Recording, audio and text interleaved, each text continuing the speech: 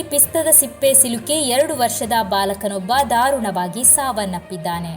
ಕುಂಬಳೆ ಭಾಸ್ಕರ ನಗರ ನಿವಾಸಿ ಪ್ರವಾಸಿಯಾಗಿರುವ ಅನ್ವರ್ ಮಹರೂಫಾ ದಂಪತಿಗಳ ಪುತ್ರ ಅನಸ್ ಮೃತ ದುರ್ದೇವಿ. ಮನೆಯಲ್ಲಿ ಮಗು ಪಿಸ್ತದ ಸಿಪ್ಪೆಯನ್ನು ನುಂಗಿರುವುದಾಗಿ ಸಂಬಂಧಿಕರು ಹೇಳುತ್ತಿದ್ದಾರೆ. ಸಿಪ್ಪೆ ಗಂಟಲಲ್ಲಿ ಸಿಲುಕಿದ ಹಿನ್ನೆಲೆಯಲ್ಲಿ ಕೂಡಲೇ ಅದನ್ನು ಕೈಯಿಂದ ಹೊರತೆಗೆದು ಕೂಡಲೇ ಸಮೀಪದ ಆಸ್ಪತ್ರೆಗೆ ಸಾಗಿಸಲಾಗಿತ್ತು. ಆದರೆ ಮಗುವಿನ ಗಂಟಲಲ್ಲಿ ಉಳಿದುಕೊಂಡ ಪಿಸ್ತದ ಅವಶಿಷ್ಟಗಳನ್ನು ತೆಗೆಯುವುದರಲ್ಲಿ ಆಸ್ಪತ್ರೆ ಅಧಿಕೃತರು ವಿಫಲಗೊಂಡಿದ್ದಾರೆನ್ನಲಾಗಿದೆ. ಬಳಿಕ ಮಗುವನ್ನು ಮನೆಗೆ ಕರೆತಂದರೂ ಭಾನುವಾರ ಬೆಳಗ್ಗೆ ಮಗುವಿಗೆ ಉಸಿರಾಟದಲ್ಲಿ ತೊಂದರೆ ಕಾಣಿಸಿಕೊಂಡಿದೆ. ಕೂಡಲೇ ಮಗುವನ್ನು ಮಂಗಳೂರು ಆಸ್ಪತ್ರೆಗೆ ಕೊಂಡು ಹೋಗುತ್ತಿರುವ ದಾರಿ ಮಧ್ಯೆ ಮಗು ಕೊನೆಯುಸಿರೆಳೆದಿದೆ. ದಿವಸಗಳಿಗೆ ಮುಂಚಿತವಾಗಿ ಮಗುವಿನ ತಂದೆ ಗಲ್ಫ್ ರಾಷ್ಟ್ರಕ್ಕೆ ತೆರಳಿದ್ದರು.